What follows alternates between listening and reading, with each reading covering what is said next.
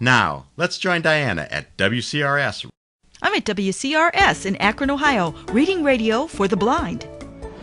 Besides being my nap room, this is the control room, and actually, like I said, really the out-of-control room. Whenever you're doing announcements or whenever Julie and I are sitting across here doing the comics, sure as heck, the doorbell's going to ring, which comes right here. The phone's going to ring. My cell phone's going to ring. So it really is more of an out-of-control room. We do a sports program in here and consider it live to tape. We don't edit. We just go with it. Whatever happens, happens. It's the same with the comics.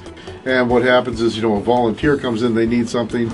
So, during one of our 1-minute breaks, I get up, do that, and Julie's always sitting there wondering, is he going to be back in time to start the next segment? Because we make copies of it and have it sit there, and as long as we're on the same comic, we're okay.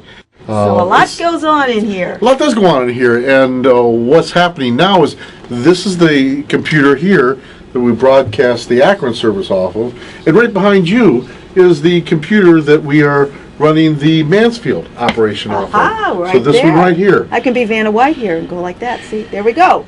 And like I said, we stream it onto the internet, which gives us a very, very inexpensive way to get our signal from here to Mansfield. That's great. And be able to service and expand our services there.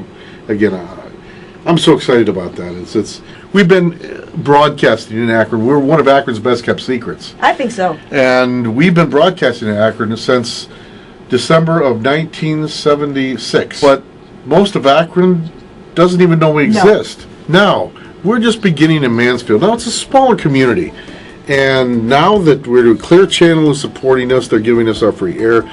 The fire department, they want to help deliver the radios. The mayor wants to become involved. We're going to be much well known in Mansfield than what we will in Akron. Of course, it's easier in a smaller town to get that kind of word out. But people find out about us, and both to volunteer and for the radios themselves.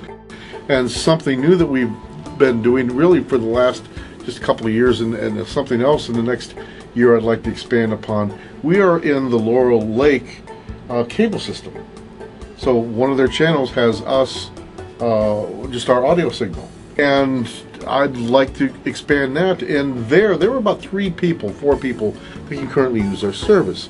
But as they get older, there's always more that need the service later on. So it's there, and for the cost of one radio, we can service everybody in their entire unit and step-down unit as well. This is fabulous. So these are more things I'm looking forward to for continued service, as well as perhaps that it hasn't happened here and it has happened other places, like our radio plays that played over a radio network throughout England. Yeah, that's wild. But I'd like to get onto their television, so that I personally feel that when someone's not feeling well, it's a whole lot easier to sit back and listen to the news or whatever we're doing than it is to try and watch a little television a room away. Yeah.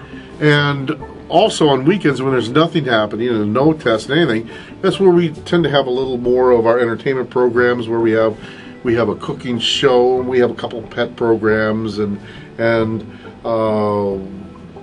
Blind Handyman, which involves actually 3 guys that build, mend, and repair with a blind in mind. One of the 3 is blind.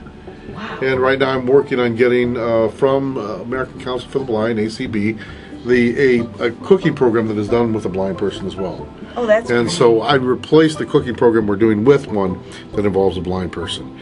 And so there's a little bit more entertainment on weekends when there's less to do. Yeah. Plus, our comics go on Sunday, and we have What's the Word, a program, and a Fly Away that Elaine, we talked about Elaine.